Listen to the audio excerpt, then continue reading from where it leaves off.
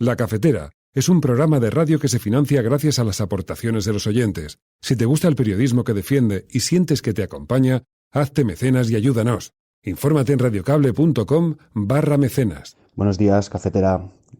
Soy Xavi, os mando este audio desde Valencia y nada, hoy he decidido hacerme mecenas después de mucho tiempo escuchando vuestros programas. Creo que contribuyendo con ese pequeño granito de arena al mes, estoy haciendo de este mundo un lugar un poquito mejor. Muchas gracias y a seguir. Mucho ánimo. Un abrazo.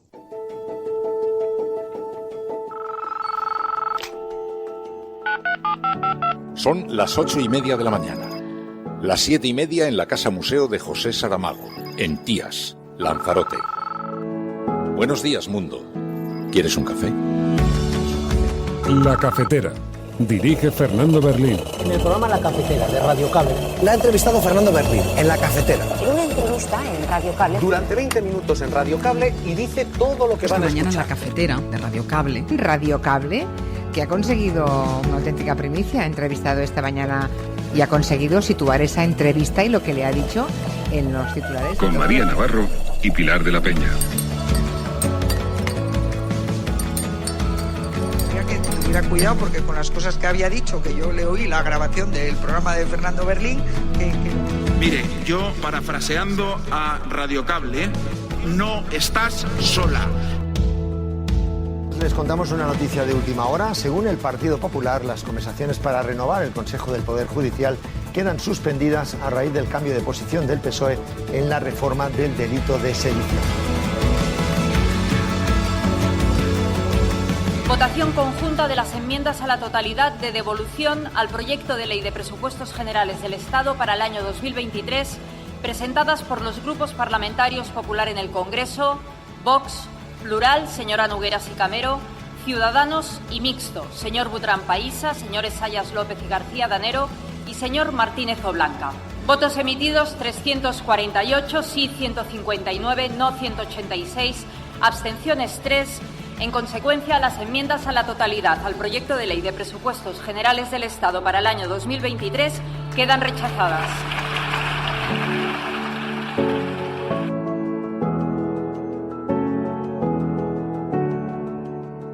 Un premio compartido con Francisco Franco Bahamonde, Juan Yagüe, José Luis Arrese, José Antonio Girón de Velasco, este es su expediente, José Solís, o, por ejemplo, el cardenal Enrique Pla. Todos ellos destacados cargos, colaboradores e ideólogos de la represión franquista, no pueden ser considerados un premio. Por eso, a estas personas hoy mismo les será retirada esta condecoración.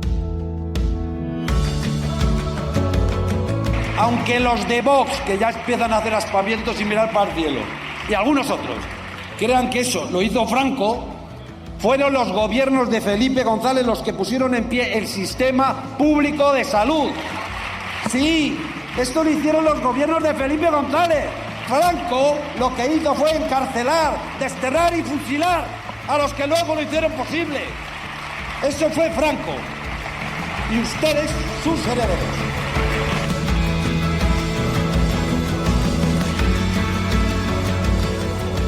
Pero ustedes son más de ese concepto también tan biológico, ¿no?, de la cultura del esfuerzo.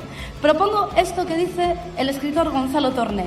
Hablemos de la cultura del esfuerzo, pero sin trampas, sin educación privada, sin sanidad privada y sin herencias. Y ahí, si quieren, empezamos a jugar. Ayuso dice que la juventud, la misma que ha hecho frente a dos crisis, a un contexto económico adverso, siendo la generación objetivamente mejor formada, no conoce la cultura del esfuerzo. Y luego Pérez Reverte dice que son la generación de cristal. Pero es gracioso, porque de la primera desconocemos esfuerzo alguno vinculado al ámbito laboral y del segundo solo le escuchamos quejarse a él.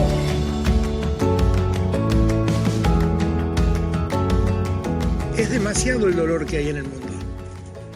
Allá en el norte se disparan misiles, pero acá en el sur pasamos hambre. Allá en el norte se disputan el gas, pero acá en el sur nos falta la energía para poder desarrollarnos, ¿eh? Y quiero hablarles con esta franqueza porque con franqueza nos entienden los amigos. Y estamos para trabajar en el mismo sentido que ustedes, porque en los hechos la inmensa mayoría de los países del continente y del Caribe han acompañado las posiciones que la Unión Europea han tenido en esta materia. Ahora, entendamos bien de dónde partimos, entendamos bien el momento que vivimos y entendamos bien los dos mundos, porque la brecha entre los dos mundos es muy grande, es muy grande.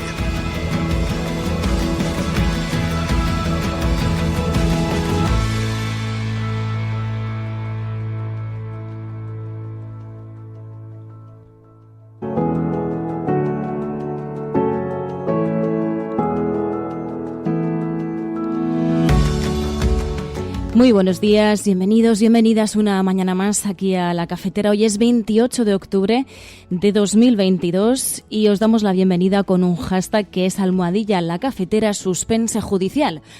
¿Por qué? Pues porque uno de los grandes temas que hoy están en las portadas es que el Partido Popular vuelve a bloquear la renovación del Consejo General del Poder Judicial. Una vez más. En este caso, supuestamente por una supuesta presión interna. También han tenido que ver la presión de alguna portada. Y es una ruptura que parece que ha pillado por sorpresa porque Rafael Mozo, presidente del Consejo General del Poder Judicial, decía en Hora 25, después de esta ruptura de las negociaciones, decía que era una situación que no pensaban que fuese a suceder, que era una situación muy grave y alertaba también de la crisis institucional que esto supone. Decimos que puede que haya pillado por sorpresa porque es que antes de la ruptura el propio Pedro Sánchez, presidente del Gobierno, decía que el acuerdo estaba listo. Aunque desde Unidas Podemos, Jaume Asens ya se mostraba antes de la ruptura bastante escéptico. Decía, el PP no quiere renovar el Consejo General del Poder Judicial. Luego, además, también en el Congreso de los Diputados, que esta noticia ha quedado un poco enmarañada por el bloqueo del Partido Popular sobre el Consejo General del Poder Judicial. Como sabéis, esta semana se debatían esas enmiendas a la totalidad que puso la derecha, ¿no?, a los presupuestos generales del Estado. Pues bien, los presupuestos generales del Estado han pasado este filtro porque se han rechazado esas enmiendas a la totalidad. Así que un paso más para que sean aprobados. Y en otros asuntos, Yolanda Díaz anunció la retirada de la medalla al mérito en el trabajo a figuras franquistas.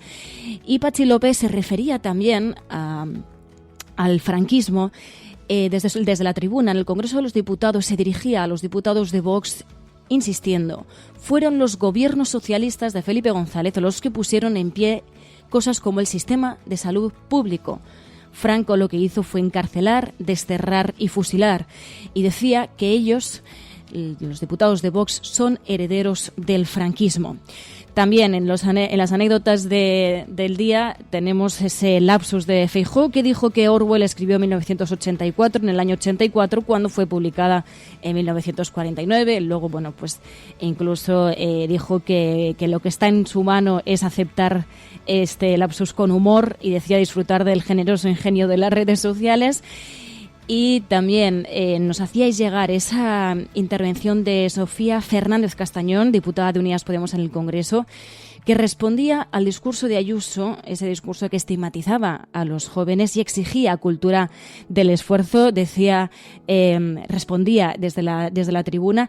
Y también, para terminar, el asunto de las consecuencias que están teniendo la guerra en Ucrania, no solamente en Europa.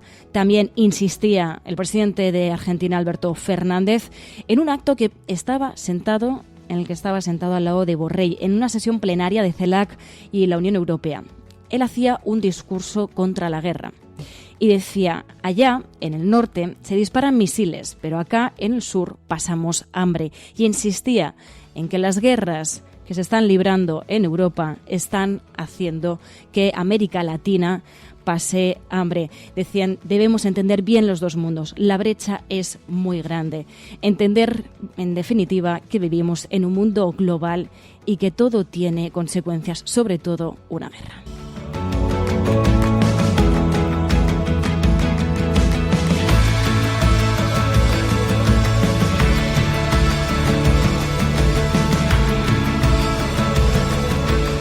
Y antes de pasar a la actualidad, quería saludaros a aquellas personas que os habéis levantado pronto. Muy buenos días. Ya estáis por aquí, os veo en el chat también comentando con el hashtag La Cafetera suspense judicial. Muy buenos días, Odemiro. Muy buenos días, Dimuscus, Mamen, José Obdemurian, Gaizka está por aquí también, José Obdemurian otra vez, Ángel Mora. Muy buenos días a todos y a todas. Tenemos este menú informativo, también esos espacios de entretenimiento. Y recordad, si estáis escuchando esto, sois La Resistencia, no estáis solas. Ya sea que nos escuchéis haciendo deporte, ya sea que nos escuchéis cocinando, estamos ahí presentes resistiendo y vamos ahora con la actualidad. Muy buenos días, muy buenas tardes o muy buenas noches. Les contamos una noticia de última hora. Según el Partido Popular, las conversaciones para renovar el Consejo del Poder Judicial quedan suspendidas a raíz del cambio de posición del PSOE en la reforma del delito de sedición. Esta era la información que conocíamos ayer prácticamente a última hora. El Partido Popular sigue bloqueando la renovación del Consejo General del Poder Judicial. Esto está en todas las portadas. El diario El País dice: Feijóo vuelve a bloquear el Poder Judicial ahora por la sedición. El Gobierno considera que el líder del Partido Popular ha cedido a las presiones. Pedro Sánchez dice: le han temblado las piernas. En el diario ABC dicen: el Partido Popular suspende la negociación del Consejo General del Poder Judicial al confirmar Sánchez a Feijóo que rebaja la sedición. El diario El Mundo lo titula diciendo que Feijóo congela el pacto del Consejo General del Poder Judicial al verse engañado por Sánchez. Exige retirar la reforma de la sedición. Es una incongruencia insalvable. Y en La Vanguardia dicen: el Partido Popular suspende la negociación de la cúpula judicial por la sedición. Vuelven a paralizarse estas negociaciones. El Partido Popular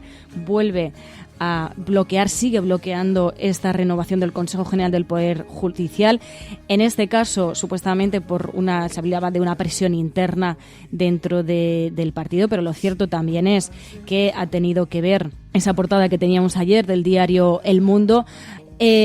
Más allá de presiones o no, el caso es que nos encontramos con que esto parece que pilló por sorpresa a más de uno. Rafael Mozo, presidente del Consejo General del Poder Judicial, en Hora 25, después de la ruptura de las negociaciones, hablaba de que ellos no preveían que esto fuese a suceder, pensaban que sí iba a haber renovación, incluso hablaba de una crisis institucional. Me ha extrañado enormemente y mi preocupación a lo largo de estos últimos días, meses, se ha agudizado. Evidentemente, nosotros estamos ya con la previsión. Hoy mismo hemos tenido un pleno, pues bueno, para señalar un pleno extraordinario, pues bueno, para resolver las cuestiones que estaban pendientes, y nuestros planes a nivel de Consejo eran precisamente, por un lado, alegrarnos de que esto culminara.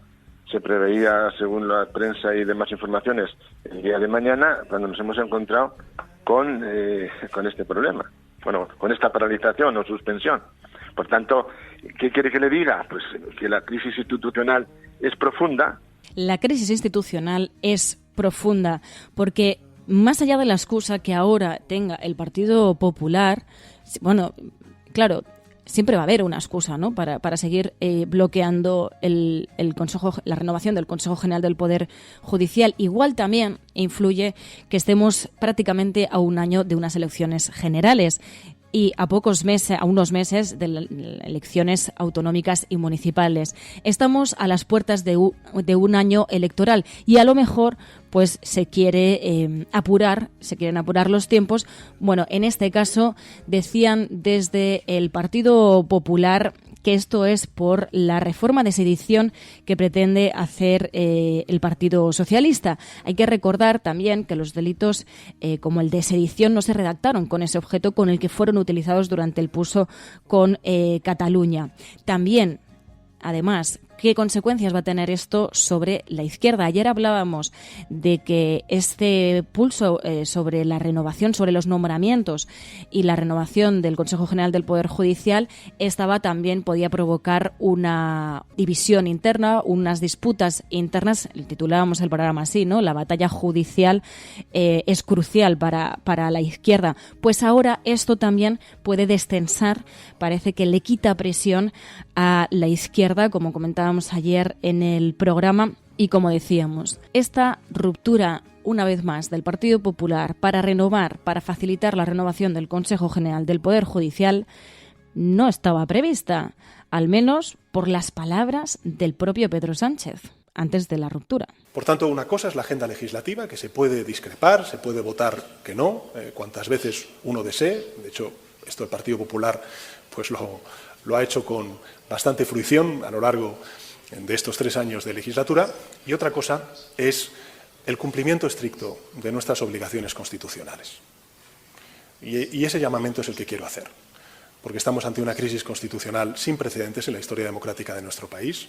4 años bloqueado el órgano de gobierno de uno de los principales poderes de toda democracia, como es el Poder Judicial, y la dimisión del que fue presidente del Tribunal Supremo y del Consejo General del Poder Judicial. Básicamente lo que decía Pedro Sánchez antes de conocerse esta ruptura de la renovación del Consejo General del Poder Judicial, le preguntaban por este asunto también de la sedición. Básicamente decía que no hay que mezclar cosas. Una cosa es, decía, la agenda legislativa y otra cosa es, decía, la obligación de renovar el Consejo General del Poder Judicial, que lleva bloqueada esa renovación después de muchos años y que desde Europa nos han tenido que venir desde Europa a España para decirnos esto no puede seguir así. Pues bien, va a seguir así.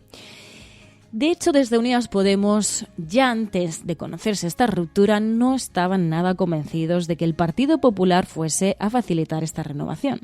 Escuchemos a Jaume Asens, insisto, antes de la ruptura de las negociaciones por parte del Partido Popular. Que es anacrónico, que es el de sedición, es una anomalía democrática que Europa nos pide cambiar, y creo que es bueno que el debate llegue al Congreso. Hay los números suficientes para que salga. Creo que sobran las razones, sobran los apoyos y solo hay que convocarlos. Y sobre las declaraciones que ha hecho el Partido Popular, sí que me gustaría decir algo. Ayer era Podemos, hoy es sedición, mañana puede ser cualquier cosa, que el cielo está nublado. El Partido Popular no quiere renovar el Consejo de Poder Judicial, pone excusas y lo que tiene que hacer es cumplir con la Constitución y cumplir con la ley.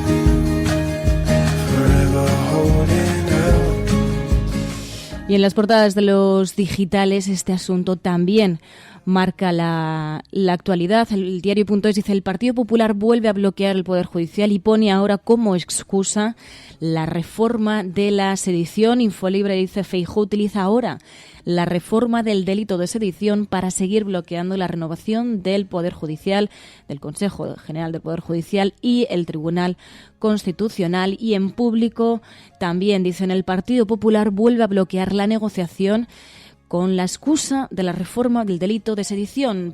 Público y el diario.es insisten en que esta es una excusa. Ayer hubo varios comunicados por parte de los principales partidos, del Partido Socialista, también del Partido Popular. Primero conocíamos la del Partido Socialista. En el comunicado del Partido Popular insistían en esto, ¿no? En esta excusa, que es la de la reforma de la sedición. Decían: es importante señalar para aquellas personas con causa abierta por delito de sedición que actualmente las penas ya pueden verse reducidas con la única condición del arrepentimiento y el compromiso de no reincidir. Y decían: es una incongruencia insalvable pactar el reforzamiento del Estado de Derecho al mismo tiempo que se pacta con otros partidos desprotegerlo. Reformar la ley para mejorar la independencia judicial no es compatible con reformar la ley para decirle a los jueces que han de ser condescendientes con aquellos que se levanten contra la unidad de España. Claro, al principio fue, llevan años, ¿no? Poniendo varias excusas, pero en este caso, en este año, una de las cosas era, uno de los requisitos que ponía el Partido Popular era que no fuesen candidatos politizados. Ahora es el asunto de la reforma de sedición. Claro, teniendo en cuenta que el principal partido de la oposición se opone a tantos asuntos, siempre va a haber un motivo por el que puedan seguir justificando o puedan poderse intentar justificar este bloqueo de la renovación del Consejo General del Poder Judicial. Entonces queda prácticamente imposible, ¿no? con estos mimbres tener una renovación del Consejo General del Poder Judicial, y veremos si no consiguen también intentar alargar este bloqueo hasta las próximas elecciones.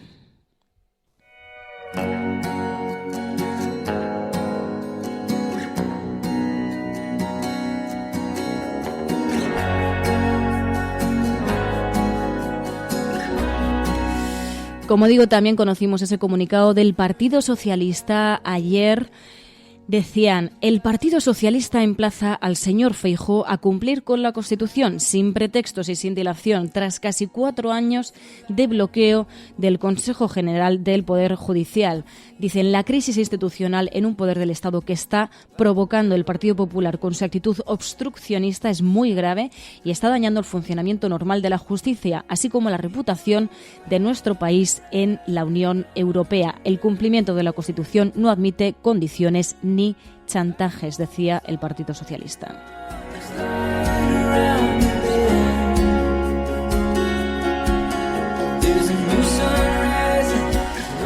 Y todo esto sobre el asunto del Consejo General del Poder Judicial. Pero ojo, que también han pasado más cosas. Ayer en el Congreso de los Diputados pasaron el filtro de las enmiendas a la totalidad, los presupuestos generales del Estado de 2023. Presupuestos que van a afectar a las cuentas públicas, presupuestos que van a afectar a los servicios públicos que consumimos todos y todas nosotras. Ayer en el Congreso superaban así los presupuestos, esas enmiendas a la totalidad pasaban ese primer filtro. Votación conjunta de las enmiendas a la totalidad de devolución al proyecto de ley de presupuestos generales del Estado para el año 2023, presentadas por los grupos parlamentarios Popular en el Congreso, Vox, Plural, señora Nogueras y Camero, Ciudadanos y Mixto, señor Butrán Paísa, señores Sayas López y García Danero y señor Martínez Oblanca. Comienza la votación.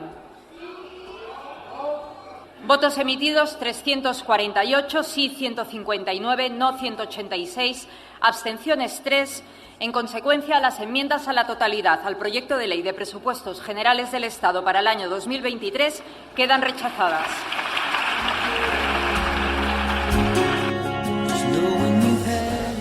Ayer, además, ya hablamos del tema de los presupuestos, de que va a haber, según informó la ministra de Hacienda, una mayor inversión en pensiones, en educación, también en ciencia. También decían una financiación histórica destinada a la lucha contra la violencia de género. Pero ayer en el Congreso de los Diputados también hubo un discurso sobre la memoria, en este caso por parte de Patxi López, del diputado socialista Patxi López, dirigiéndose a la ultraderecha y diciendo, ojo, que ustedes están diciendo que en otras épocas anteriores se consiguieron ciertas cosas. No, y dijo, fueron los gobiernos socialistas los que consiguieron, por ejemplo, el sistema de salud pública que tenemos ahora, e incluso llegó a llamarles herederos del franquismo a la bancada de la ultraderecha en el Congreso. Aunque los de Vox, que ya empiezan a hacer aspavientos y mirar para el cielo, y algunos otros, crean que eso lo hizo Franco, fueron los gobiernos de Felipe González los que pusieron en pie el sistema público de salud, más allá de lo que era la atención de la seguridad social, haciendo que millones de personas que no tenían derecho entraran en el sistema y tuvieran derecho a la salud en este país. Y el que puso la educación obligatoria hasta los 16 años y de su mano la educación pública en un país con demasiado analfabetismo, herencia del franquismo, y un sistema público de pensiones que integró a millones de personas, especialmente mujeres, que no habían podido contribuir porque las habían explotado. Sí, esto lo hicieron los gobiernos de Felipe González. Franco lo que hizo fue encarcelar, desterrar y fusilar a los que luego lo hicieron posible. Eso fue Franco. Y ustedes, sus herederos.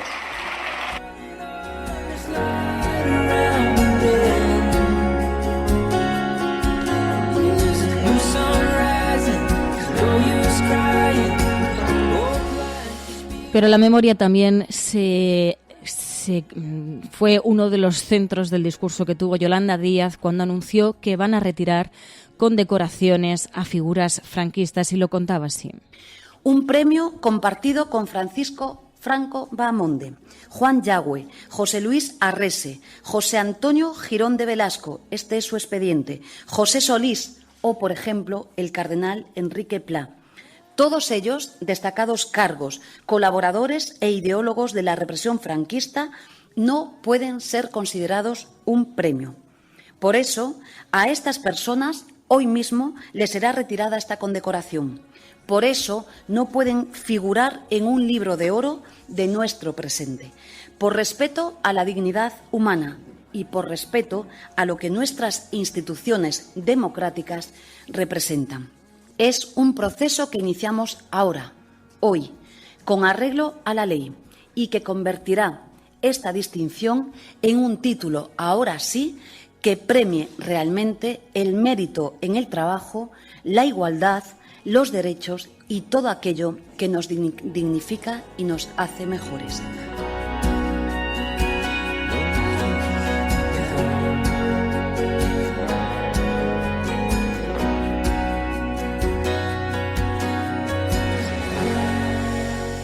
Pues así iniciaba Yolanda Díaz esa retirada de condecoraciones. Decía Público.es, Yolanda inicia la retirada de la medalla de oro al trabajo a Francisco Franco, y tampoco figurarán otros destacados franquistas como los que escuchabais, que decía la propia ministra de Trabajo, Yolanda Díaz, de esas figuras franquistas a las que se les va a quitar esa condecoración que no deberían tener en pleno 2022.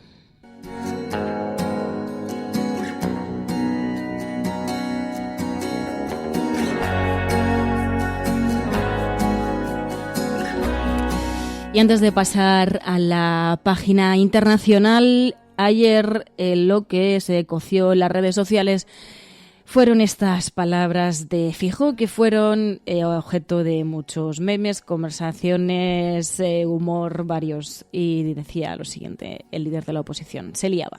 La mentira o la posverdad nos esclaviza. Y de hecho podemos situar el nacimiento de la posverdad en aquella distopía escrita por Orwell allá por el año 84, que, como saben, describe un régimen totalitario con toda su crudeza. Bueno, supongo que ya lo sabréis, pero el caso es que ayer pues Feijóo se confundió, dijo que Orwell escribió 1984 en el año 84, cuando fue publicada en 1949. Luego él, bueno, pues en Twitter dijo, bueno, lo que está en nuestra mano es aceptar estas cosas con humor y disfrutar, decía, del generoso ingenio de las redes sociales. Como digo, una anécdota que, bueno, pues tampoco hace tanto daño, ¿no? Lo que sí que hacen daño son las palabras anecdóticas que, por ejemplo, estigmatizan a un sector de la población. En este caso, estoy hablando de ese discurso de Isabel Díaz Ayuso hace unos días, que sigue coleando, pero por la gravedad también de tener que estigmatizar pues a un sector de la población que también sufre las consecuencias, sufrió las consecuencias de la pandemia, que también está sufriendo las consecuencias de la crisis que se está viviendo. Y bueno, Isabel Díaz Ayuso, como sabéis, pues dijo que los jóvenes lo tienen todo, que eso es el gran problema y que no conocen la cultura del esfuerzo. Esto ha sido contestado por numerosas personas, entre ellas Sofía Castañón, diputada de Unidas Podemos, que respondía así a esos discursos, no solamente el de Isabel Díaz Ayuso, que llevamos ya unas semanas con discursos que estigmatizan a los jóvenes y que, bueno, que no son nuevos, que ya nos los conocemos. Pero ustedes son más de ese concepto también tan biológico, ¿no?, de la cultura del esfuerzo. Propongo esto que dice el escritor Gonzalo Torné. Hablemos de la cultura del esfuerzo, pero sin trampas, sin educación privada, sin sanidad privada y sin herencias. Y ahí, si quieren, empezamos a jugar. Ayuso dice que la juventud, la misma que ha hecho frente a 2 crisis, a un contexto económico adverso, siendo la generación objetivamente mejor formada, no conoce la cultura del esfuerzo. Y luego Pérez Reverte dice que son la generación de cristal. Pero es gracioso, porque de la primera desconocemos esfuerzo alguno vinculado al ámbito laboral y del segundo solo le escuchamos quejarse a él.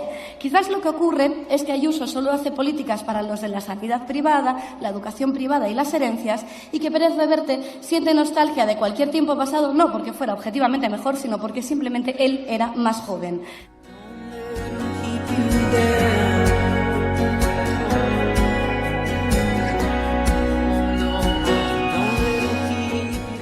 La culpa de todo la tienen los jóvenes, ojalá fuese tan fácil como eso, pero bueno, también yo, que lo comentamos aquí también alguna vez en el programa, se supone que nos tendríamos que alegrar de que hubiese progreso y de que los jóvenes lo tuviesen todo. Por desgracia, no lo tienen todo.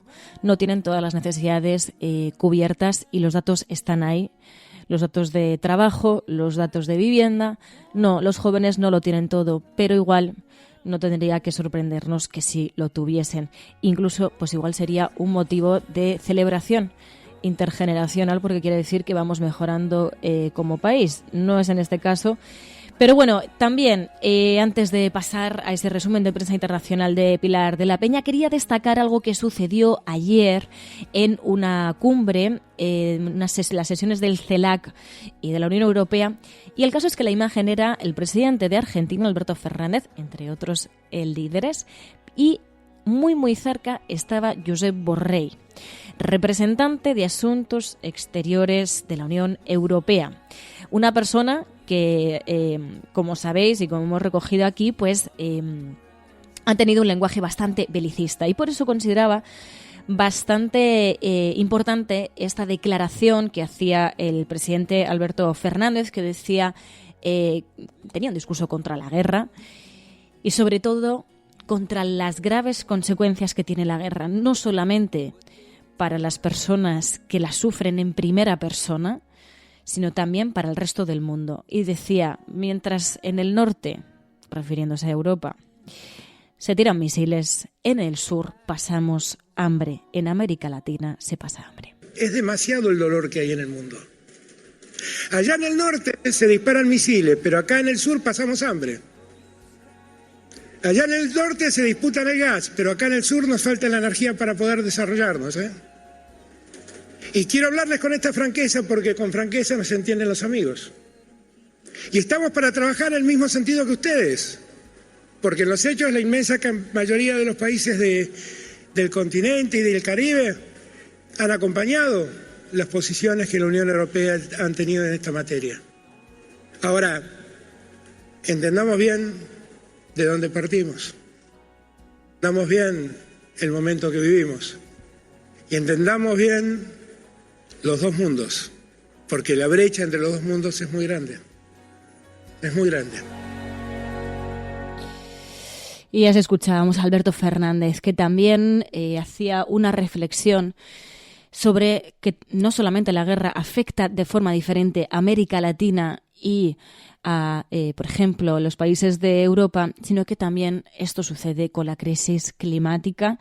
Decía que se sufren más las consecuencias climáticas en zonas como América Latina, en zonas de Caribe, mientras que no son los principales responsables de las emisiones contaminantes. Y insistía así en la gran injusticia que ellos están viviendo y pedía que la Unión Europea se haga cargo, que la Unión Europea haga todo lo posible pues para combatir esas consecuencias de la guerra, esas consecuencias de la crisis climática y, en definitiva, frenar en la medida de lo posible la crisis climática y la guerra.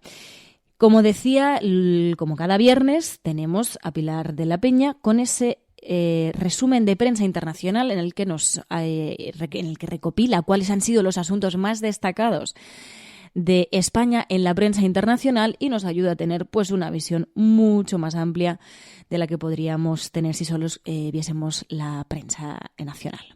Programas de radio, de televisión en España, la prensa burlándose de nuestra propuesta. Podrán decir todos los periódicos del mundo lo que quieran. Que a democracia va a ganar. En España, el ex vicepresidente del gobierno... En España finaliza el recuento de votos en los comicios municipales y autonómicos con una participación del 64%. Rodrigo Rato is under investigation. Dejaré lo mejor de mí, para poder estar a la altura de la confianza que ustedes me han entregado. No olvidamos justicia, verdad, respeto. Seguimos. Bueno, pues ya sabéis que abrimos aquí los viernes un capítulo en la cafetera para hablar de información internacional, pero desde una perspectiva diferente. ¿Cómo han recogido los medios de comunicación internacionales noticias sobre España? ¿De qué manera han proyectado la imagen de nuestro país en el exterior? Lo hacemos con Pilar de la Peña. Pilar de la Peña, buenos días. Hola, buenos días. Oye, claro, el acuerdo de España, Francia y Portugal para construir el gasoducto submarino, del que hablábamos tanto cuando comenzaba la semana, ¿qué tal repercusión ha tenido en la prensa internacional? Pues ha tenido mucho, porque ya hemos comentado, ¿no? Todos los asuntos que tienen que ver con la crisis energética están teniendo un gran recorrido y están impactando mucho en los medios internacionales, y en concreto el tema del MidCat, este famoso gasoducto a través de los Pirineos, había sido algo pues muy destacado en los medios de todo el globo, y como este nuevo gasoducto o conducto hidrológico o corredor verde, como lo han llamado los gobiernos de Francia, España y Portugal, que ya no lo ha podido barmar porque va desde Barcelona a Marsella, pues esta es un poco la alternativa, es un poco el cierre a esa polémica en torno al MidCat, y en este sentido pues numerosos medios de todo el globo lo han destacado y lo han recogido. De hecho, algún medio francés como Le Point, por ejemplo, hablaba de este gasoducto como el que reconcilia a España con Francia y Portugal, ¿no? El Financial Times también destacaba pues que con este proyecto de gasoducto submarino pues se entierra un poco la disputa que habían mantenido España y Portugal con Francia por este tema del MidCat. Realmente ha llamado la atención, varios medios también lo que señalan es que es una especie de corredor verde, ¿no? Que está inicialmente pensado para transportar hidrógeno verde, aunque pues los gobiernos de España, Francia y Portugal han, digamos, accedido a que durante un tiempo, de forma temporal, pues pueda transportar gas natural, en esta crisis, un poco para hacer frente al problema energético que tiene el viejo continente, ¿no? que tiene Europa. Pero sí, luego había varios medios franceses consideran que en cierta forma ha cedido Macron con este gasoducto. Algunos otros hablan de la preocupación de los ecologistas, que al final no deja de ser un gasoducto bajo el agua lo que se va a hacer, y algunos que también señalan que también es un proyecto que va a ser más costoso y más dilatado en el tiempo, con lo cual para responder a la crisis actual pues tiene más que ver con la futura, digamos, independencia energética de Europa, pero sí que es verdad que es un acuerdo que ha suscitado mucho interés. La foto de Pedro Sánchez también con Macron y con Antonio Costa ha estado en numerosos medios, y sí se interpreta en cierta forma en varios de estos medios como un pequeño éxito para España en esta pelea por mejorar las interconexiones con el resto del continente. Oye, también hemos visto como varios medios de comunicación internacionales ponían el foco en el éxodo de los médicos españoles por las malas condiciones laborales. Sí, la verdad es que no es un asunto nuevo. Ya en otras ocasiones algunos grandes medios como The Guardian o Le Monde también habían puesto el foco en este tema, en la escasez de médicos, en particular durante la pandemia, ¿no? Por el hecho del éxodo. Pero ahora, en esta última semana, ha habido hasta 3 grandes medios internacionales, la Croix, por ejemplo, el diario francés, RFI, la radio francesa, y la RTS, que es la radio y televisión suiza, que han destacado esta situación, ¿no? Y sobre todo han puesto de relieve que en España este éxodo de médicos que se lleva produciendo en la última década, de hecho varios de ellos citan la cifra de que desde 2011 pues aproximadamente unos 18 médicos españoles han salido del país en busca de mejores condiciones en otras naciones, que además esta situación, cada vez los médicos en España salen de España más joven. O sea, por ejemplo, la CUA ponía el foco en esto, ¿no? Que incluso antes de empezar la residencia, casi poco después de terminar sus estudios, pues optan por salir de España por las malas condiciones, o digamos porque las condiciones laborales pues son de una gran sobrecarga de trabajo y unos salarios no demasiado altos, y sin embargo en el resto de Europa hay pues una situación bastante mejor, y se pone de relieve que esto está generando un serio problema para la sanidad española, ¿no? Por ejemplo, la radio y televisión sueca Suiza, pone de relieve que se calcula que para 2027 van a faltar 9.000 médicos en la sanidad española. Por ejemplo, RFI, la radio francesa, también citaba alguna de estos problemas y alertaba que además en la próxima década está previsto que hasta 80.000 profesionales de la medicina en España se retiren, y este éxodo, que es uno de los términos que utilizan hacia el resto de Europa, va a aumentar, ¿no? Por ejemplo, la radio francesa destacaba también que el gobierno ha desbloqueado una partida presupuestaria para crear 1.000 nuevos puestos médicos, pero realmente se pone de relieve que la situación de los médicos en España es complicada. Además, destacan que hay mucha sobrecarga de trabajo y muchos de ellos aseguran estar, incluso que les afecta a su vida, y hay problemas de salud mental y de estrés, y se dibuja un panorama complicado para la sanidad española. Luego hemos visto también cómo Euronews destacaba el problema de la vivienda en España para que los jóvenes accedan a tener un hogar, y decían en Euronews que los jóvenes ven inalcanzable el sueño de tener casa propia, ¿no? Sí, era un poco el titular de un reportaje de la televisión europea, ¿no? Que hablaba de sueño inalcanzable para la juventud española con respecto a tener casa o vivienda en propiedad. Destacaba eso, que apenas un 5% de los menores de 30 años tienen la posibilidad de comprarse una casa o un piso, que la mayoría tiene que vivir del alquiler y que realmente, o compartir piso, que realmente el problema de la vivienda en España es especialmente acuciante y especialmente grave para los menores de 30 o 35 años, y que además genera una serie de frustraciones bastante significativas. Toda esta situación lo achacan a varios factores, ¿no? A los altos precios inmobiliarios, la dificultad para ahorrar, y luego la precariedad laboral, que hacen realmente que sea bastante complicado para muchos de ellos cumplir este sueño. Y además subrayan que esta situación que afecta a los jóvenes coincide con un aumento de la pobreza en la sociedad española, ¿no? Hablaba de cómo ya son más de 5 millones las personas que viven en situación de pobreza, y avisa que esto genera también además una situación de estigmatización social que hace cada vez más difícil salir de esta situación, y una crisis social en España que está llamando la atención fuera.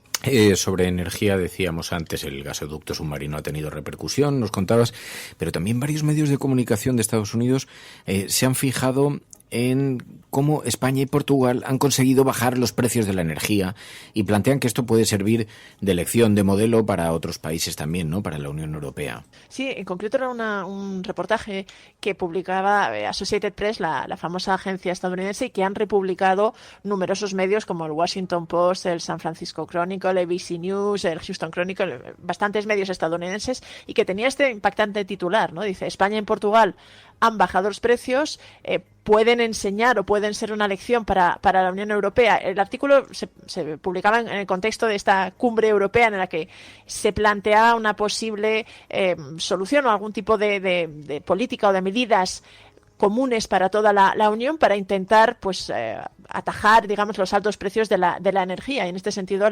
este artículo ponía de relieve que desde que España y Portugal consiguieron esa excepción ibérica, que explicaba, que dice, se suele hablar de un tope al precio del gas, pero en realidad es más bien un tope a las ganancias excesivas de otro tipo de energías que son mucho más baratas, y que en este sentido, como la que fija el precio es el gas, se benefician de primas extraordinarias, y ponía de relieve que esto realmente podía ser un referente, podía ser un instrumento que sirviera para otros países de la Unión Europea. También el artículo también explicaba que tal y como estaba diseñado este instrumento, sobre todo favorecía a países como España o Portugal, que tienen una alta producción de energías renovables y que no dependen en exceso del gas, que quizá para otros países como Alemania iba a ser más complicado, incluso para Italia más complicado, pero sí ponía de relieve que estaba sobre la mesa y que era uno de las referencias y de los aspectos que se estaba estudiando y que se estaba cogiendo como modelo para intentar atajar estos altos precios de la energía en Europa.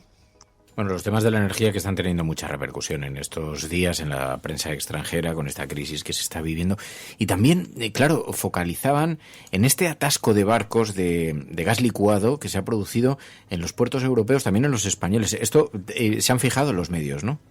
Sí, la verdad es que ha tenido bastante repercusión porque las imágenes son bastante llamativas, ¿no?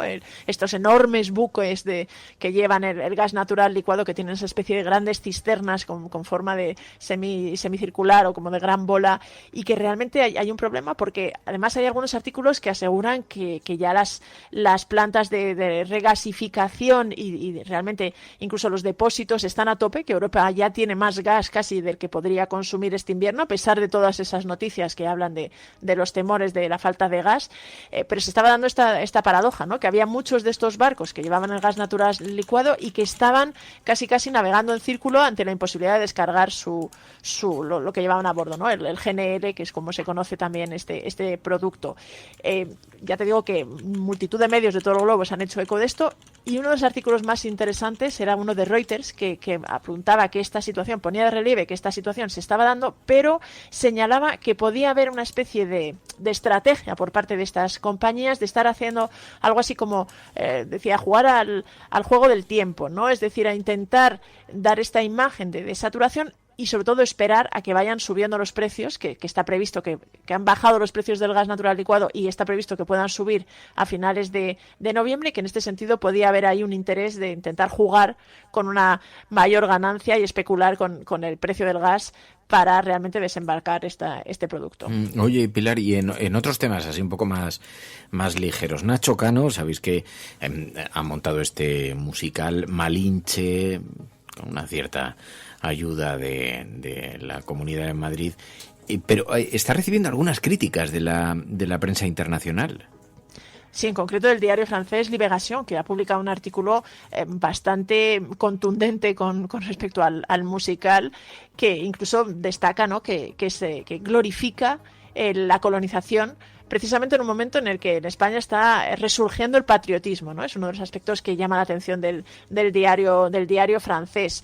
El artículo, ya te digo, es bastante crítico. Explica que se trata de un musical muy ambicioso, uno de los más ambiciosos que se ha presentado, que se ha, digamos, montado en España, pero explica que ha sido acusado de ser pomposo, de tener grandes decorados y una escenografía muy, muy impactante, pero unos diálogos bastante pobres. Pero sobre todo pone de relieve que se le señala porque, a pesar de que habla de que es una celebración del mestizaje y de la diversidad y de una historia de amor entre Hernán Cortés y Malinche, que es esta figura histórica que era una indígena azteca y que parece que se une al conquistador español, pero sí destaca que ha sido acusado un poco de redibujar y de reescribir la realidad la realidad histórica para glorificar un poquito la conquista española, e incluso ha habido algunas críticas que recoge el periódico francés diciendo que intenta presentar una historia de amor,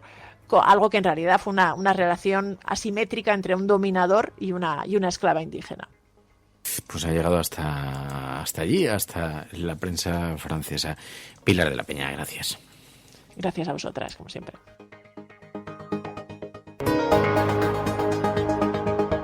La Cafetera es un programa de radio que se financia gracias a las aportaciones de los oyentes. Si te gusta el periodismo que defiende y sientes que te acompaña, hazte mecenas y ayúdanos. Infórmate en radiocable.com/mecenas. Peggy 18.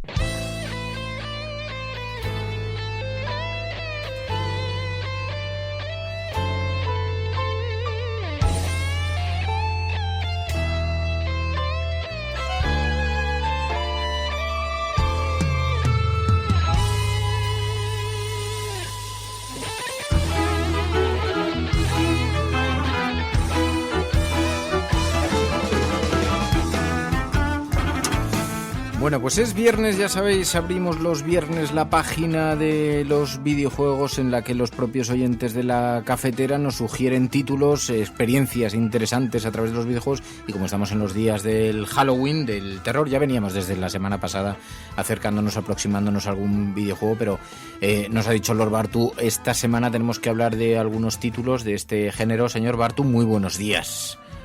Muy buenas, Fer. Muy contento de estar aquí otra vez contigo, aquí hablando de videojuegos, que nos encanta. Sí, porque además siempre nos encontramos en el terreno de juego los jueves por las tardes, a las 7 de la tarde, aprovechamos para echar unas partidas de Among Us y siempre me encuentro a Lord Bartu, que o mata muy bien o miente muy bien. Y siempre nos encontramos en el terreno y algunas veces hemos tenido que confrontar. Pero es verdad que me gusta cuando te acercas para sugerirnos algún título. Y claro, decías, videojuegos de terror, esto es un género en sí mismo, ¿no?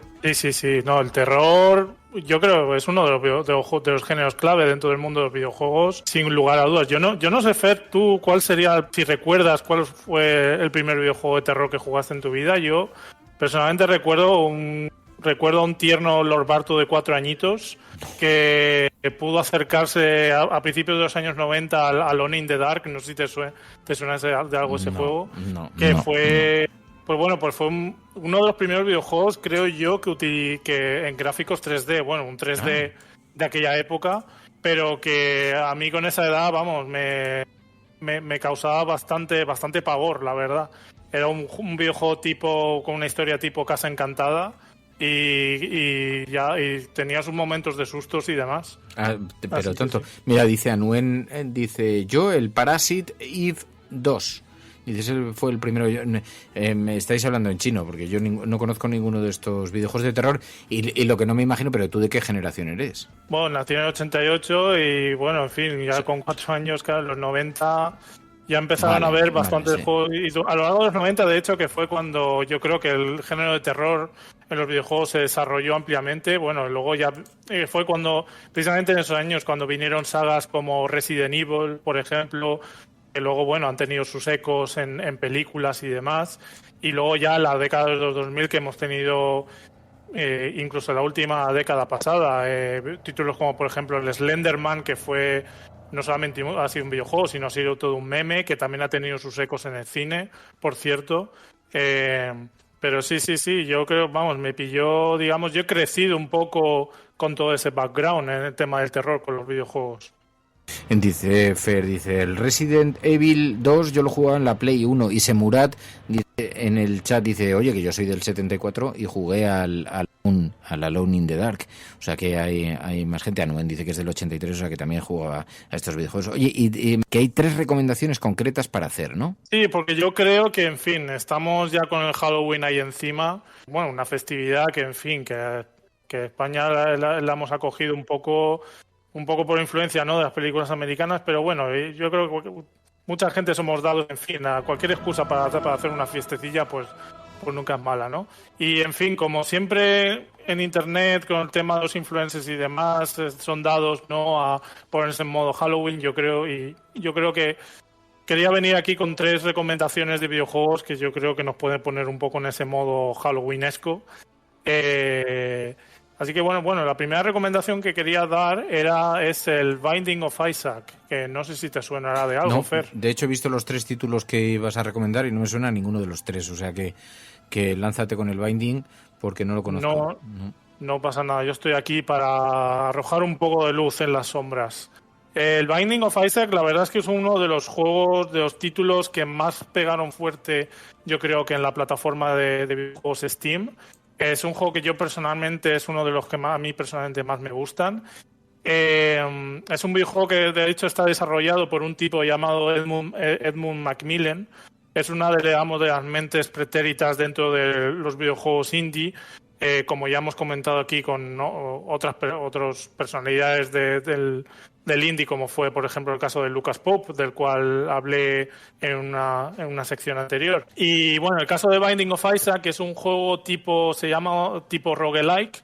Es un género el cual básicamente consiste en explorar una mazmorra. Uh-huh. En este caso, el Binding of Isaac, básicamente la historia va sobre un niño llamado Isaac, el cual huye de su madre porque parece ser estar poseída por algún tipo de entidad demoníaca y escapa por el sótano de la casa y entonces a través de ir explorando niveles vas cada vez bajando más niveles y te vas encontrando pues con toda una caterva de monstruosidades y seres de pesadilla, a cada cual más horrendo. Y todo eso, bueno, con un estilo de dibujo muy rollo cartoon, pero al mismo tiempo con muchos detallitos de terror, que la verdad es que crean un contraste bastante curioso, la verdad. Dice Frickeldon, dice Binding of Isaac es un juegazo, un agujero negro de horas, que le echas un montón de horas. Luego tenías Don't Starve Together. Don't Starve, sí. Está Don't Starve y luego Don't Starve Together. Este también se puede encontrar en Steam. Todos los tres que estoy recomendando aquí se pueden encontrar en Steam, también en otras plataformas como en Android y demás. Don't Starve, ¿cómo decírtelo? Supongo que el Minecraft lo conoces, Fer, sí, ¿no? Este sí. juego Sí, claro. Minecraft ha sido, uno de los videojuegos en estas últimas 2 décadas que más lo han petado y han influenciado muchos otros videojuegos. Pues en este caso, imagínate un poco como un Minecraft, pero ideado por Tim Burton. Ese es un poco el rollo.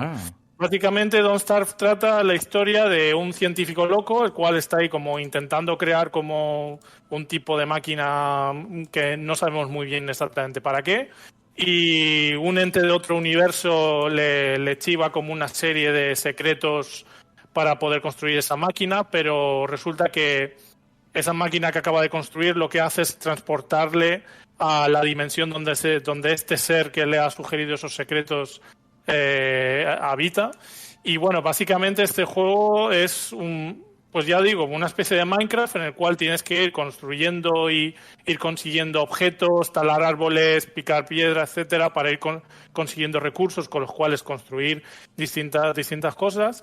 Al mismo tiempo que, sobrevives a las inclemencias de las estaciones, porque en este juego, en cada partida, vas atravesando las distintas estaciones, invierno, primavera, verano y otoño. En cada estación, pues, hay distintos contratiempos, distintas historias que van en tu contra, y luego también el juego se va desarrollando a lo largo de lo que es un día, es decir, con su día y con su noche.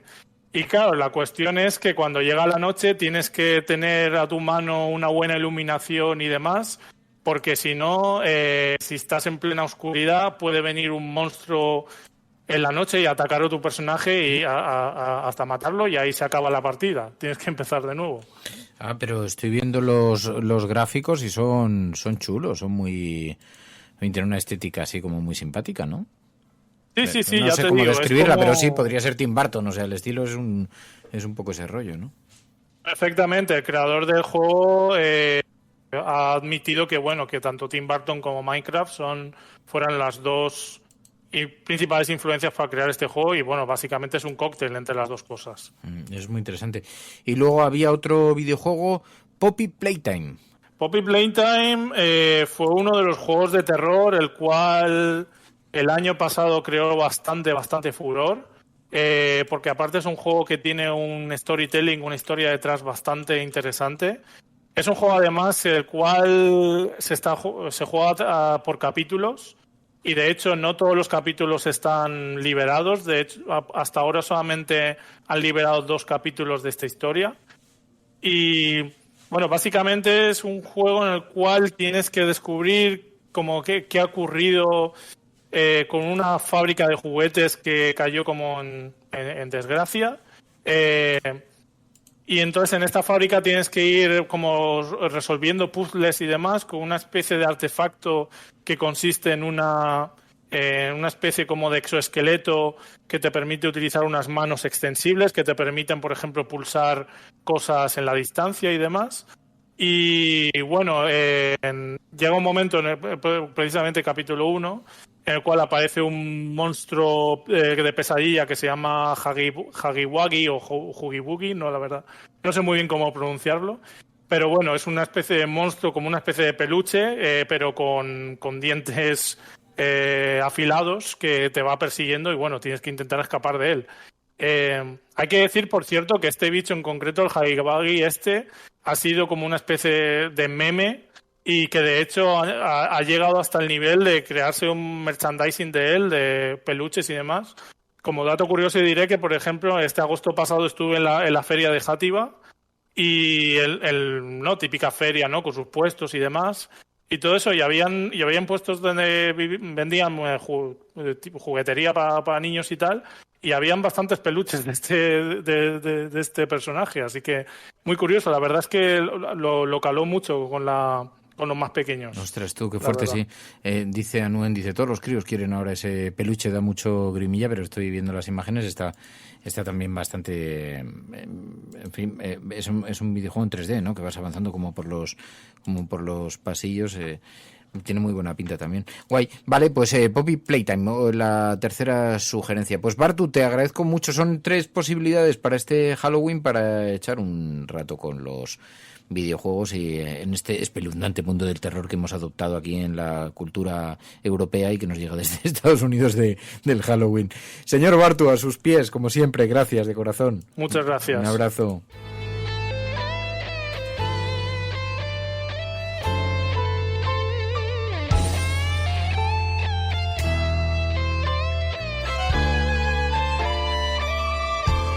La Cafetera y Neutral presentan Plata o plomo. El mundo en series. En el Juego de Tronos o ganas o mueres. Con Fernando Berlín y Ana Pastor. ¿Sabes dónde estás? Es una radio pirata. De la zona neutral. Nos recuerda un poco por qué luchamos. La noche es oscura y alberga horrores. La noche es oscura y alberga horrores. Nada cambia de golpe. Si estuvieras en una bañera que se calienta poco a poco, morirías hervida sin darte cuenta. Estamos juntos. Somos un trío. ¿Nosotros vivimos románticamente juntos? Hola, habla con Walter White. Usted dijo que estaba casi muerto, ¿vale? Dijo que moriría en cualquier momento. Éramos capaces de ser y hacer todas esas cosas porque estábamos informados por grandes hombres reverenciados. Plata o plomo, el mundo a través de las series, a través del cine, a través de los documentales, con Ana Pastor Neutral. Ana Pastor, buenos días. Muy buenos días. Aquí seguimos con María Navarro. Claro, yo sé que hay muchas sugerencias cada semana, no da tiempo. De hecho, Ana Pastor ya me está diciendo todo el día, es que me pones una cantidad de deberes, tengo que estar todo el día viendo series y películas. Y encima tienen que ser optimistas. Y tienen que ser optimistas, dice. Sí, pero, exacto. Ya, pero Ana, lo que pasa es que estáis todo el día ofreciéndome unas cosas que son un poco dramáticas. Yo creo que estáis todos un poco contagiados de este clima de pesimismo generalizado. Lo digo. Bueno, sí, lo que pasa es que la peli que hoy propongo es una peli muy inspiradora. A mí me ha parecido lo mejor que he visto en mucho tiempo. Te provoca un poco de desasosiego pensar que en España perdimos esa oportunidad, pero poniendo en valor el lugar y el sitio y la época donde se hizo, creo que es un peliculón y que es muy política, o sea que entiendo que a la gente de la cafetera, a la Resistencia, le va a gustar y a mí me ha encantado. Y estamos hablando de 1985, Argentina. 1985, es una película de Santiago Mitre. Lo que he visto es que está Ricardo Darín como uno de los protagonistas, Peter Lanzani y luego, claro, yo vi... había quien decía en la red, decía Pedro Ballín, es descorazonador ver Argentina 1985 desde un país en el que no solo no se abrieron las alamedas y los archivadores, sino que estamos pariendo una ley de secretos que pretende que no sepamos nada de lo que ocurrió entre el 75 y el 89 hasta que mueran todos. Pero ¿de qué es lo que habla esta peli? Esta peli cuenta un pasaje concreto de la historia democrática de Argentina. Recordáis que allí hubo una dictadura, en su última etapa dirigida por Videla, y a Videla y a los suyos los juzga un tribunal militar que, vaya qué sorpresa, decide que los militares no tenían culpa de nada, los culpables eran las víctimas. Se tiene que tomar una decisión, el gobierno post-Videla tiene que tomar la decisión de si se queda ahí el tema o un tribunal civil asume el juicio y les juzga de una manera muchísimo más objetiva y neutral. Y eso ocurre. El presidente en ese momento decide que tiene que ir a juicio civil. Y eligen todo esto son hechos reales, obviamente. Eligen a un fiscal, Strasera, que es Darín y que es un personajazo en la historia de Argentina. Digamos, se puede decir que es un héroe en la historia argentina, al que le cae el caso. Y imaginaros cómo es para un tipo que tiene familia, que tiene 2 hijos, sentarse en plena soledad, porque nadie quiere ayudarle en esta batalla, es sentar a todos los tipos más horribles de la historia de tu país, que tienen todavía mucho apoyo social, Para contaros una de las partes del arranque, él intenta formar un equipo con gente que conoce y nadie quiere, incluso gente que no tiene por qué ser, como dicen ellos, fachosos, pero tampoco quieren ayudarle. Entonces genera un grupo de gente muy jovencita, entre ellos Moreno Campo, el fiscal, que se convierte en su ayudante, y son gente pues de menos de 30 años que cree mucho en la democracia y que van a participar del juicio siendo fiscales. Ellos basan todo el trabajo que hacen durante el periodo que tienen, que es muy poco, de 3 meses de investigación, en contactar con las víctimas que hayan sobrevivido, que hayan sido torturadas y que acepten ir a declarar delante de los militares al juicio. Entonces es desgarrador no solo ese proceso, sino cuando ves, y esto ocurrió, y cualquiera que lo busque en YouTube va a encontrar las imágenes reales, cómo es el testimonio de algunas de las mujeres, chicos, etcétera, que fueron torturados. Así que es una película inspirada en hechos reales, con la participación de Ricardo Darín, que, claro, dice Mame en Paz, yo voy a ir al cine, dice, porque no sé si está en plataformas también. Porque... Sí, se puede ver en el cine, que bien Mame en Paz, que siempre hay echando una mano a la gente de la cultura, y quien no tenga esa posibilidad y tenga otra que quizá, pues también es complicada, que es tener Amazon, puede verla y ya se puede ver en esa plataforma, pero merece muchísimo la pena en cualquiera de las opciones. Y como Ricardo Darín, que lo que he visto, lo que sí que he leído es que unos elogios dicen, bueno, yo es que he visto todas las películas de Darín y creo que estaba en Amazon Prime, me parece. Eso es, sí. Y ha contado varias cosas que creo que también son reseñables. El final de la película sabéis que en los juicios obviamente hay un alegato del fiscal pidiendo, explica por qué pide las penas que pide y justificándolas, ¿no? Entonces, ese alegato, que también se puede ver en internet y que es increíble, está hecho por Darín, obviamente, como papel del fiscal. He leído que ese monólogo se llegó a rodar 30 veces en días diferentes. Es un monólogo corto, la explicación del fiscal de por qué va a pedir penas de prisión para todos ellos, y hay muchos planos del público. Ese juicio fue radiado por la radio y fue permitido a algunas de las víctimas estar en la sala, entre otras a las madres de Plaza de Mayo. Hay un momento increíble en el que el presidente del tribunal, que parece que juega bastante a favor del fiscal, y eso también habla un poco de por qué ese juicio fue posible, le dice, oye, el abogado de Videla dice que las madres de Mayo no pueden llevar el pañuelo en la sala porque es un tema político. Que si es así van a recusarnos. Entonces Darín, el personaje del fiscal, se tiene que levantar, imaginaros, en una audiencia pública, acercarse a Estela y al resto de madres que están allí, que han perdido a sus hijos y a sus nietos y que llevan esos pañuelos tan icónicos, y les explica, les dice, yo no me siento capacitado para pediros que os quitéis los pañuelos, pero si no os los quitáis, y lo entenderé, pero si no os los quitáis van a intentar o retrasar o suspender el juicio. Y entonces ellas, con una dignidad increíble, empiezan a desanudarse los pañuelos. En el final, en el alegato, cuando ya han pasado varias semanas de juicio, recuperan los pañuelos y consiguen, gracias a ellas y a la dignidad de las víctimas, sentarlos no solo en el banquillo, sino condenarlos a muchos de ellos. 1985, Argentina, esta película que acaba de ser estrenada, está en algunas salas y además se puede ver en alguna plataforma, protagonizada por Ricardo Darín, Peter Lanzani, una película de Santiago Mitre, está teniendo unas críticas maravillosas, una película política inspirada en estos hechos reales. Oye, decíamos, es verdad, esta no es muy pesimista, pero algunos oyentes nos estaban diciendo, tenéis que hablar de Dahmer, la serie que cuenta la vida del caníbal de Milwaukee, que es una serie... Yo me niego. Que tremenda. Me niego. Oye, que no, yo no empecé a verla, pero es que la gente me dice que no puedes. ¿Tú la has visto, María.es? No. Yo sí.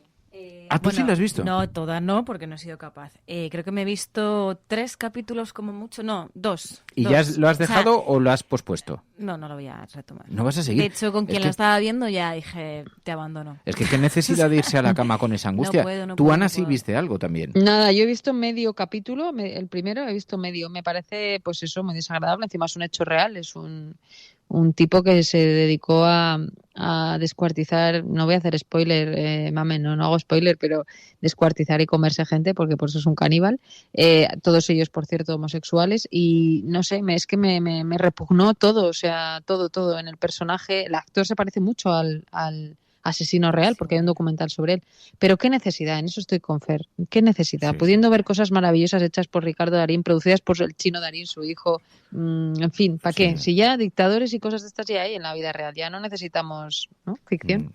Sí, o sea, porque yo creo que una cosa es esto, ¿no?, que dices, o sea, tampoco me genera mucha reflexión esa serie, o sea, no sé, también es verdad que solo he visto 2 capítulos, pero no me invita a seguir viéndolo porque lo estoy pasando realmente mal. Yo, por ejemplo, las películas de terror no me gustan porque lo paso mal y digo, pues para pasarlo mal no lo hago. Claro. Pero el drama, Fer, el drama se puede ver. Porque muchas veces del drama nacen emociones y aprendizajes brutales. Dice Cris Mora, toda la razón. Ana, estoy contigo, un horror. Y dice Tayichi, pues las familias de las víctimas no están demasiado contentas con la serie. El enfoque de la serie, como dice Bolodia, dice, por lo visto es bastante cuestionable y alejado de la realidad en algunas cuestiones. Dice Melo Chison, dice, yo la tuve que quitar por mi pareja, porque empezamos a verla y dije, hasta aquí hemos llegado. Y no, yo no la voy a ver porque es que es verdad, a mí los dramas no es que no me gusten. Pero esto no es un drama, es que esto es gore, o sea, es que esto es... Bueno, pero no, claro, a ver, un drama es, yo qué sé, un montón de las que te he recomendado, pero esto no. De hecho, hay gente recomendando, gente de la Resistencia de Beer, que yo me la he bajado para poderla ver en los próximos días y todo el mundo me habla muy bien de esa serie, así que mira, pues fuera dramas. A ver si acertamos con eso y convencemos a Fer de que hay cosas alegres. Ayudadnos. Es que hay cosas alegres en la tristeza. Hay cosas alegres en la tristeza. Es que me tenéis para tomar. Pero mira, Animales Nocturnos, por ejemplo, parte. En realidad es que es un drama ficcionado porque es una novela. Pero habla de estas cosas que te gustan a ti, del amor, los desamores, estas cosas. O sea, a ver, hay drama porque siempre tiene que haber algo de drama, pero... Venga, bueno, Animales Nocturnos puede ser otra alternativa. Luego dirá, ¿cómo me has hecho ver esto? Claro, no, es que me metéis en unos enredos. Pero bueno, Argentina 1985, la recomendación de hoy, sé que es una buena recomendación, la gente lo está... Te va a encantar. Y entonces me lo apunto, Ana, gracias. Ana Pastor, Neutral, gracias de corazón. Gracias. Plata o plomo. El mundo en series. En el Juego de Tronos, o ganas o mueres. Con Fernando Berlín y Ana Pastor. ¿Sabes dónde estás? Es una radio pirata. Queridos amigos, comienza la sección de spoiler. En sus pantallas se abre el telón. Aparece una mujer con un dildo en la mano e interpreta la banda sonora de Juego de Tronos.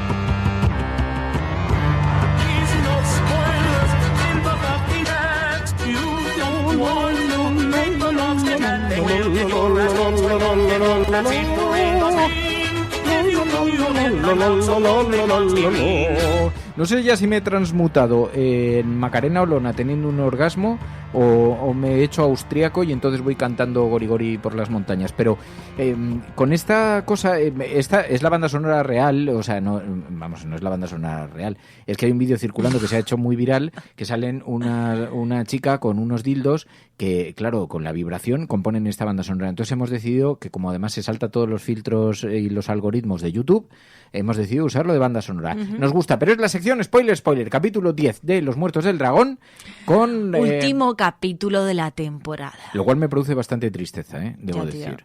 Y entonces, se apuntan algunas cosas. Una, podemos constatar que los guionistas de esta serie tienen un especial magnetismo por los partos y... Por el gore de los partos. Por los partos con gore. O sea, bebés, cesáreas improvisadas con machetes, o sea, todo ese tipo de cosas porque ya es la ya es la tercera, es la que cuarta claro, vez esta vez cuando Ramona, ¿no? Tiene, por el disgusto, ¿no? De la muerte de su padre. Dice, que muere su padre en este claro, capítulo. Y el del disgusto se adelanta. Ya han empezado los spoilers, queridos amigos, no os preocupéis, sí. ¿Sí? No, claro, acabas de matar al padre. Bueno, también te digo, llevaba tiempo muerto. Porque ya en el capítulo anterior... ¡Viva el vino! Ya. Y entonces, ya en el capítulo anterior se murió, pero Ramona no lo sabía. Total, que cuando le cuentan esto, le entra tal disgusto que coge y se pone de parto y le dicen, reina, no es el momento. Y ella dice, ya, ¿y qué hago? Y entonces tiene el hijo ella sola, o sea, que es como un rollo mártir de la leche, y entonces... se ve todo. Se ve todo. El bebé nace muerto. Y claro, cuando lo estábamos viendo allí en casa, claro, mi compa me decía, pero es que era necesario tener la imagen, o sea, porque apuntan muchas veces a la imagen de el bebé muerto. No. En esa serie no se ahorran un detalle de ninguna escena. O sea, donde haya gore, allí están los guionistas y están los cámaras dispuestos a reproducirlo. Pero, a ver, este es un capítulo muy raro porque es el final de la temporada, es el inicio de la guerra por la sucesión, porque muere el rey de los 7 reinos y el rey del trono de hierro. Y entonces aquí ya se empieza a intuir que... Vamos, empieza a intuir ya en el capítulo anterior, pero que va a haber una guerra por la sucesión extraordinaria. Y ya después de este capítulo se confirma. Entonces, mucho spoiler. O sea, vemos cómo un hermano, el del parche... ¿El del parche?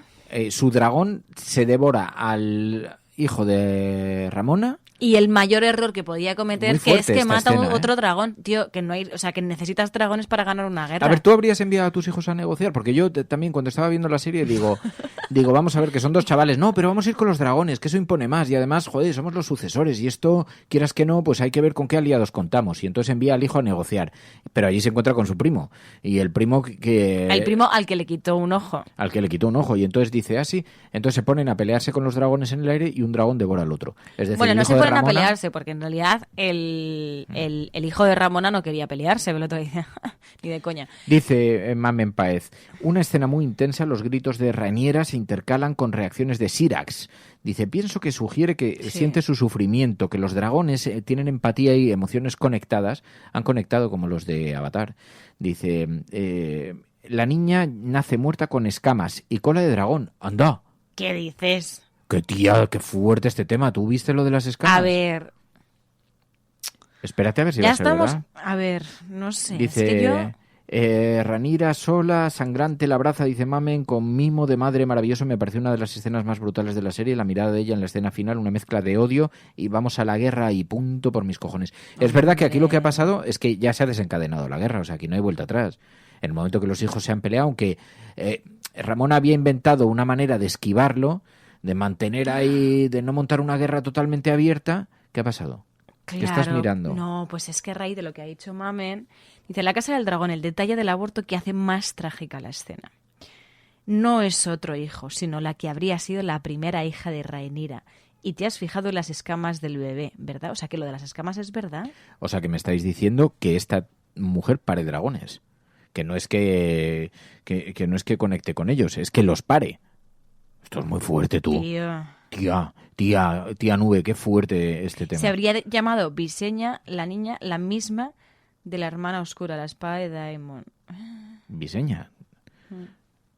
Que, bueno, dice la Gata de Plata, la imagen de la parte es brutal, del parto, brutal, dice Paco Quinn. La pregunta es si ya no puede evitar el parto o ella decide seguir adelante y aborta porque tiene que estar a la que se viene.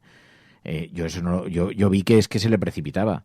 Llegó a tiempo, me he librado de las reuniones, dice Semurat. En los otros al final se revela que ellos son los fantasmas. Dice, joder, de verdad. No, pero estábamos... Vale, tío, es que qué fuerte. El horror en los rostros de las matronas, cuando es lo de... cuando están haciendo ese bebé muerto, no tiene que ver con la pérdida del bebé. Es decir, las matronas no tienen esa cara de espanto porque salga muerto el bebé. Claro, que yo también decía, digo, porque, o sea, no sé, que no será la primera vez que ven un bebé muerto. Claro, pues es que dicen que era por el aspecto físico del bebé, lo de las escamas. Qué movida, ¿no? Vale, la cosa... Porque entonces sería algo así como que tienen así como una transición de dragones y luego nacen personas. No tengo ni la más remota idea. Bueno, voy a hacer un mega, super mega spoiler. Aquí parece que se abre la guerra... ¿Quién ganará? Es algo que no sabemos. Tampoco se sabe a estas alturas del cierre de la temporada si va a haber guerra o no, porque Rhaenyra tenía un objetivo, que era librar de la guerra y no involucrar a los dragones totalmente en esto, una pelea de dragones, porque eso quemaba los 7 reinos. El chimichimi está en la lucha de los dragones que desobedecen. Claro, es que este es un detalle también. Es que desobedecen. No, es que los dragones a los dragones no los sometes. A los dragones los cabalgas, interactúas, pero los dragones actúan también por su... Si atacas a Ramona, su dragón, también, aunque le digas para, el dragón, o sea, ellos tienen vida propia. En eso claro, no... o sea, es que porque el dragón del hijo de Ramona ataca deliberadamente porque se oye al hijo de Ramona diciendo no ataques, ¿sabes? No ataques, pero el dragón ya está nervioso, le está persiguiendo. Eso es como el que tiene un perro un poco Y chungo. luego pasa lo mismo con el otro caso, porque en realidad el tío del parche no quiere matar, sobre todo no quiere matar al dragón. Eso estuve yo leyendo. No son esclavos, dice Jacinto Benavente. Dice, es un detalle muy interesante, muy interesante. Pero más allá de eso, os voy a dar esta clave. El que quiera que desconecte. ¿Cómo muere Ramona? No. Será dentro de no sabemos cuánto. Sí lo voy a dar para el que quiera. Para tú no quieres, tápate las orejas, no pienses, no, yo qué sé, habla. Las orejas. Pero lo voy a decir, porque esto no es que lo esté diciendo yo. Porque además cabe la posibilidad, espera, María Puntos, que todavía no lo he dicho, cabe la posibilidad de que los guionistas no respeten el guión de la otra serie y la idea de los libros. Cabe la posibilidad de que aquí, en aras a un mejor guión, la cosa cambie. Pero en Juego de Tronos, en la tercera temporada, hay un momento en el que el príncipe o rey Joffrey está paseando por las mazmorras, señala unos restos y dice, estos son los de Ramona, que murió de tal forma. Y esto ya ha prescrito, ya no es un spoiler, porque es un meta-spoiler, es de otra serie. Entonces, el que quiera oírlo, que se quede. A lo mejor os queda la duda de si fue o no. Va a sonar la sintonía. Además, como dice Mamen, justo es eso, que hay muchos cambios de los propios libros. Bueno, pero ya tenemos una pista. Empieza el spoiler.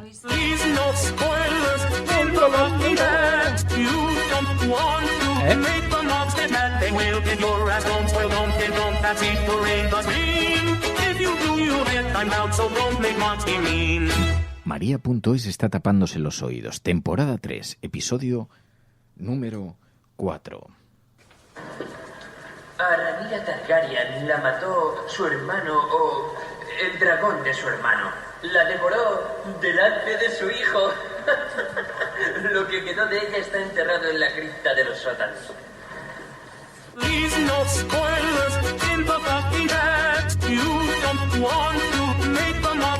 Vale, no voy a leer ningún comentario. ¡Qué fuerte, tío! ¡Qué fuerte, tío! ¡Qué movida! ¿Sabes? Espera, este es uno. Ahora va a haber otro, ¿eh? Joder, ¿sabes? Macho. Espera, que va a haber otro. Me voy a reventar los Este es oídos. otro. Claro, la gran duda que tenemos es... va a haber guerra, porque a lo mejor Ramona, ha perdido un bebé, encima le acaban de matar a su hijo, y además ha sido el que le está robando, o la familia que le está robando el trono. Va a haber guerra. ¿Cómo va a ser? Porque Ramona una cosa que no quería era involucrar a todos los dragones, porque decía, no, si involucramos a los dragones de los 7 reinos no va a quedar una mierda, porque lo van a reducir todo a cenizas. La última guerra de dragones que hubo fue así, y esto no lo puedo consentir porque una reina jamás consentiría que su pueblo muriese entero bajo las llamas del drama. Y entonces decimos, bueno, pero ¿habrá guerra? ¿No habrá guerra?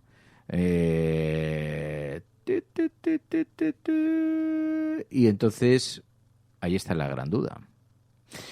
Y yo digo, es que también hay otro episodio en el temporada 4, episodio 3, donde se hace una referencia a este asunto. Va un segundo spoiler. Esto sucedió en Juego de Tronos. No significa que lo vayan a llevar al guión de la Casa del Dragón.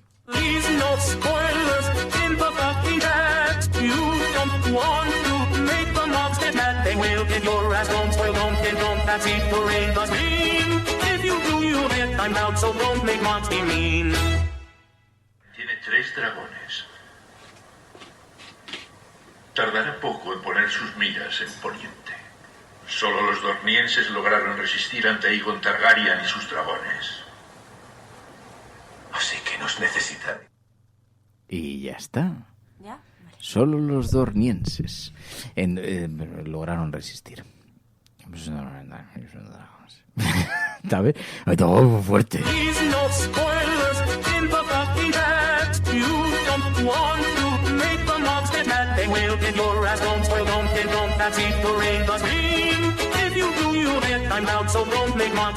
Así que parece que alguien resistió, alguien no ha matado a alguien. Espérate, que nos envían otro. Arya Stark habla sobre los dragones, nos están enviando otro. Grandes spoilers encontramos en Juego de Tronos, no os mováis. Arya Stark también quiere opinar sobre este asunto. Última guerra. Ganar o perder. ¿Alguna vez habéis perdido? ¿Crees que estaría en mi posición de haber perdido una guerra? A ver, lo voy a acabar escuchando. Esto ocurrió en Juego de Tronos, ¿eh? Pero se refieren al pasado. Pero esta es por la que se me recordará. La Guerra de los 5 Reyes la llaman. Mi legado se determinará en los meses venideros. ¿Sabes lo que significa legado? Es lo que dejas en herencia a los hijos y a los hijos de los hijos. Es lo que queda de uno cuando ya no está. Ahora va a hablar de los dragones antiguos y de sus jinetes. Harren el Negro creía que este castillo sería su legado. La mayor fortaleza construida. Las torres más altas, los muros más fuertes. El salón principal tenía 35 chimeneas. 35. Están haciendo un repaso al pasado, lo están haciendo en Juego de Tronos. Y nosotros, la serie de la que estamos hablando es de la Casa del Dragón, pero hay referencias. ¿Sabes qué pasó? ¿Dragones? Sí, eso es lo que pasó. Harrenhal se erigió para resistir un ataque desde tierra. 1 millón de hombres podrían haber marchado sobre estas murallas y habrían sido repelidos, pero un ataque desde el aire, con fuego de dragón. Harren y sus hijos se asaron vivos entre estos muros. Aegon Targaryen cambió las reglas. Por eso todos los niños conocen su nombre 300 años después de su muerte. Aegon y sus hermanas. No fue solo Aegon quien montó sobre un dragón. Fueron Rhaenys y Visenya también. Correcto. ¿Eres estudiante de historia? Rhaenys montaba a Meraxes. Visenya a Veigar. Seguro que yo sabía eso cuando era niño. Visenya Targaryen fue una gran guerrera. Tenía una espada de acero valirio llamada Hermana Oscura. Es tu heroína, por lo que veo. ¿A las chicas nos interesan más las hermosas doncellas de las trovas? Jonquil con las flores en el pelo. Esas chicas son idiotas. Vamos a ver, entonces, es que ya, digo, me lo voy a comer el spoiler porque... a ver... ¡Vaya tela! O sea, que la que se hace un Dracarys al... Espera. La que se hace un Dracarys a todo Cristo es la... No empecemos a especular, porque esto es lo que cuentan generaciones después en Juego de Tronos. Pero Visenya es esta mujer... No lo sé, yo ya estoy perdido. No. Yo es que como no me sé los nombres. Colapso, me he quedado con Ramona y da gracias de esto, pero no es tan spoiler, pero molan estas referencias, como dice Razask. La que hablaba así era Arya, mi personaje favorito, claramente dice, pero esto no es un spoiler, dice Jon Vita. Bueno... pero Visenya no ha nacido todavía, ¿no? Dice, eso es anterior a la Casa del Dragón, dice Jon Vita. Joder. Es que sois muy expertos, ¿sabes? O sea, también si es un falso spoiler, pues tampoco pasa nada. Pero bueno, habla de los dragones. Claro, pero en explicación de... O sea, la que se murió se llamaba Visenya. El aborto. Pues es lo que te digo, que no tiene por qué haber coherencias entre una serie y otra, que no te asusten tanto los spoilers. Pero ¿cómo hay murió? momentos... Pues porque a lo mejor una es Visenya y la otra Visenya. Ya no, y que luego siempre repiten nombres. Y que además tienen nombres con terminaciones diferentes. Pero bueno, el caso es que tenemos fin de temporada. ¿Te ha gustado o no? Vamos a lo que vamos. No, Mary, no te líes. A lo que vamos. ¿Te ha gustado o no te ha gustado este capítulo y esta temporada? Porque digamos que como yo recomiendo a la gente que la vea porque es un poco de chimichimi y da gusto, da gloria. Pero... Es que llevamos 16 minutos, o sea, más vale que concentremos las energías. Es una memoria de nombres. Nos tenéis que hacer un croquis porque... en fin, no me he enterado. Pues a mí... a ver, sí, la clave es que se desata la guerra. ¿A la altura de Juego de Tronos? ¿El qué? Esta serie, La Casa del Dragón. ¿No? A ver, me está enganchando. También es verdad que, a ver, Juego de Tronos no me acuerdo de cómo era la primera temporada de Interesante, que también tenía capítulos así lentitos. Pero, o sea, que también es la primera temporada, no voy a ser tan injusta con esta serie. Pero bueno, que tampoco se sacan muchas conclusiones más, ¿no? De este capítulo. O sea, que se desata la guerra, ya vamos casi confirmado. La cagada de enfrentar a 2 dragones. Lo que decía Chris Mola, ¿no? Que una de las claves puede estar en la desobediencia de los dragones. No sé eso en qué se va a materializar en el futuro. Pero bueno, que la pueden liar parda si quiere. Vale. Porque claro, es verdad que los personajes hacen estrategias y historias, pero sin contar con que un dragón se pueda volver loco y a tomar por el culo todo. Aquí están dando muchos detalles. Es la abuela de Rhaenyra. En la Casa del Dragón ya sale el castillo ese derruido. Es la primera escena de la serie. O sea que es que ha habido batallas anteriores dragoniles, ¿vale? Pero bueno, el caso es que se está poniendo muy emocionante. Es la primera temporada. A mí sí me está gustando. Es verdad que yo no soy muy exigente con las historias porque no las conozco en profundidad, entonces todo me parece bien. Todo me parece bien. Tiene chimi, tiene morbillo, te van pasando uno a otro, van, hostia, ha matado este. Pero pasaron más cosas en el anterior, ¿no? En el Juego de Tronos. Sí. Bueno, luego decían... Pero yo esto no lo llego a ver del todo. Que circularon unas imágenes de si al tío al que le cortaron la cabeza en el capítulo anterior era Will Smith. Y digo, pero ¿para qué van a meter ahí a Will Smith? Oye, pero Flan tiene... No, creo que sea así. Flynn, te voy a llamar Flan, que me ha hecho gracia. Flan tiene una cosa, un pensamiento muy... razonable con esto. La cagada de enfrentar un mini dragón con el más tocho del mundo no parecía... O sea, porque vale que el tío del parche consiguió convencer al dragón gordo de que le dejase montarlo. Bueno, algo conectaron ahí, hicieron el link, el enlace. Ahora bien, el dragoncín que parecía a su lado un gorrioncillo y el dragón gigante que hace rasca, es la primera vez que vemos la dimensión real de ese dragón. Pero en realidad no se enfrentó al pequeño con el grande. Fue el grande, o sea, porque... No, pero el otro le quema la barriga, le pega un fogonazo. ¿No te acuerdas? Primero están volando, persiguiéndose y tal, pero de pronto le pega un fogonazo el pequeño porque se vuelve un poco troner y hace... Toma, jódete. Que le estaban siguiendo. Sí, pero que digamos que lanza la provocación. Lo que pasa es que explícale esto a Ramona. A Ramona ya los detalles no le valen. Y era monísimo el hijo de Ramona, pobrecito. Joder, pues lo han dejado...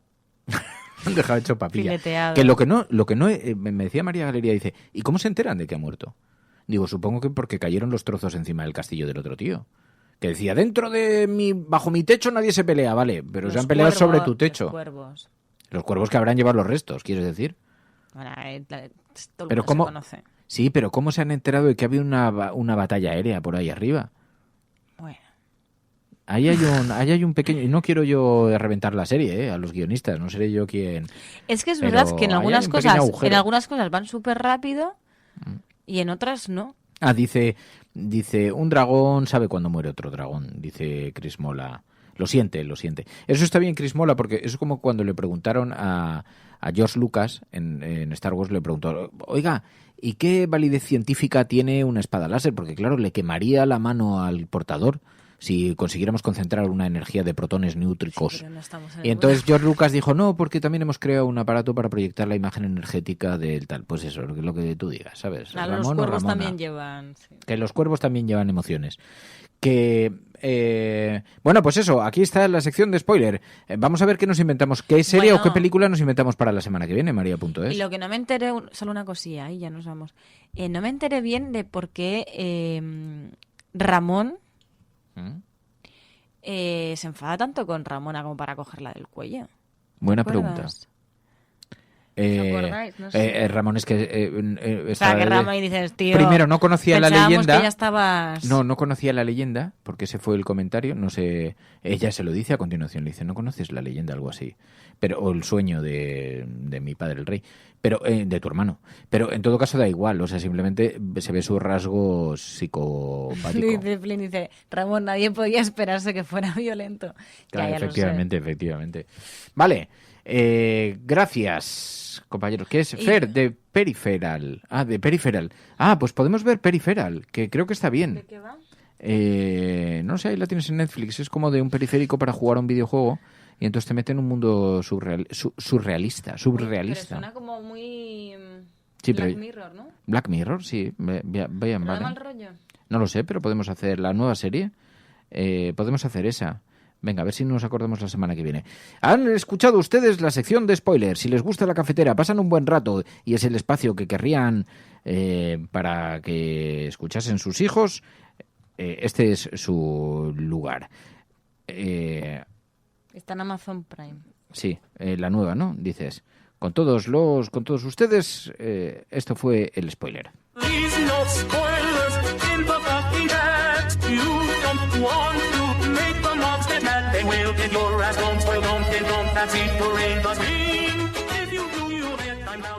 La Cafetera es un programa de radio que se financia gracias a las aportaciones de los oyentes. Si te gusta el periodismo que defiende y sientes que te acompaña, hazte mecenas y ayúdanos. Infórmate en radiocable.com/mecenas.